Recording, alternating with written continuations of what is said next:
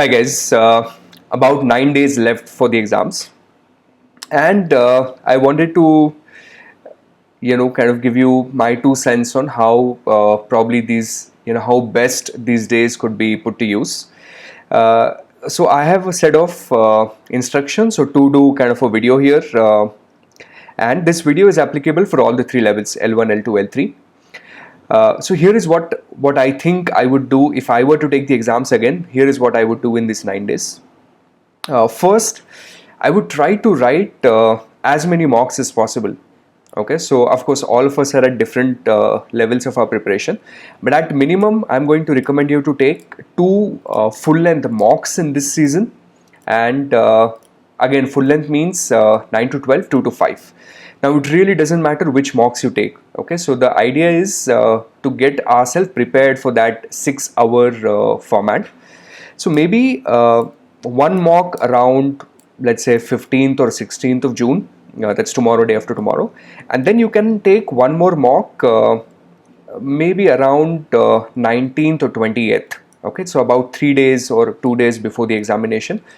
And the last mock you would take, try to take that mock with relatively easier level of difficulty, right? So before you start doing it, ask your friends who might have already taken them, and make sure that you take a relatively easier to handle, because if anything goes wrong on that mock, your confidence gets affected. So this is the first thing I think we should do. Second, maybe this is a good time to go and do those Q&A videos one more time.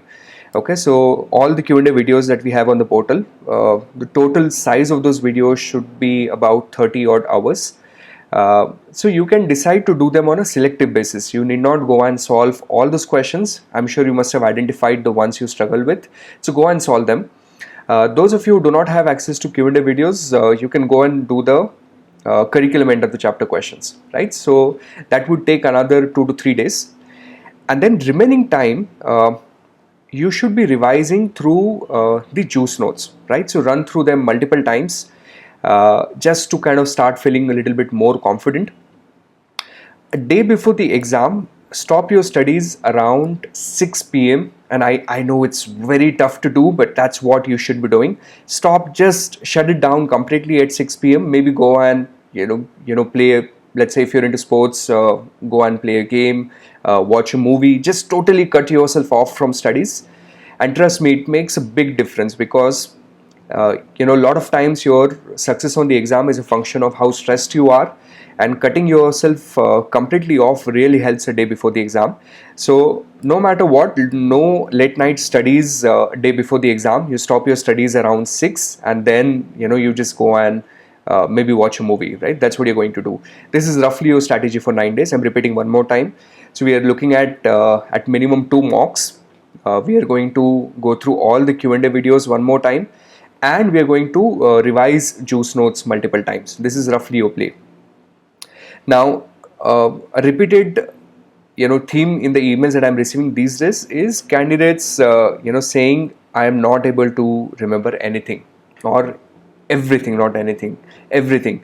So I'm missing on, I have read corporate finance, but when I read them now, it feels as if I'm doing it for the first time. So what I want to say is that it is impossible for us to remember 100%. And if someone is trying to do that, you're putting yourself in big trouble. So this is not the time to accumulate new stuff, right? This is the time where you just revise what you're already comfortable with.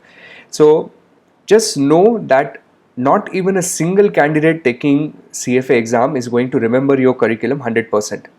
So you need to be good with core. You need to have a good idea of larger concept. For example, you need to know, how to do NPV and IRR. You need to know cannibalization as a larger concept, but you need not know the nitty-gritties there, right? That's what I mean by knowing the core concept. So try to know the core, and then whatever around it that you can remember, or you can improvise on the spot, try and do it. But don't try and remember all those small details. It's not going to work. So focus, have a picture on the focus on the larger picture. Make sure you're good with all the core concepts, and try to accumulate the things surrounding it with practice. Okay, this is roughly the strategy. But Not remembering everything is perfectly fine. I don't think there is anything wrong in being in that situation at this moment.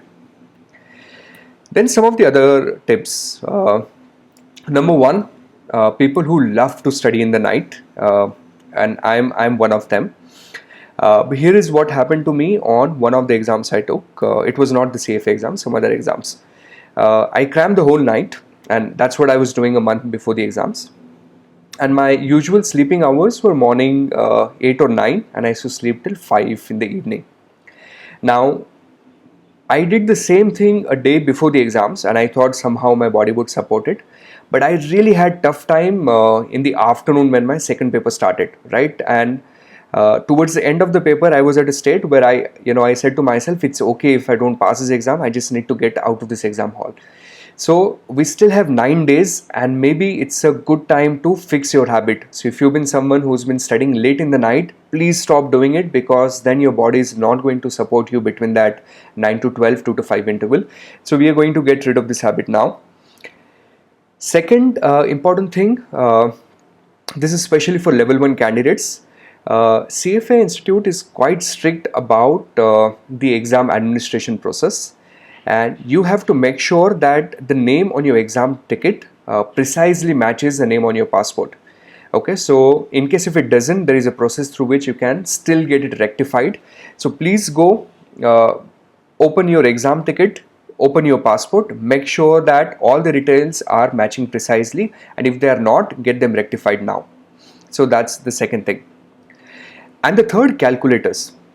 Now, in general, the Texas Instrument calculators quality, the build quality is quite good. Like, I bought my calculator in 2005 and I still use it. It works pretty well. But I've seen lately, especially the professional calculators, a lot of them are having issues with certain buttons. So now is a good time to make sure to check your calculators, see if they're functioning properly. Maybe also replace your batteries. Okay, so do the basic due diligence, but you do not want to lose marks, because of the silly mistakes. So this is roughly what I had to say in this video. I would be recording one more video very soon, in fact 2 more, one for level 1 and level 2 and one for level 3, where I would be discussing certain time management strategies within the exams. I hope you find this video useful. Thank you very much.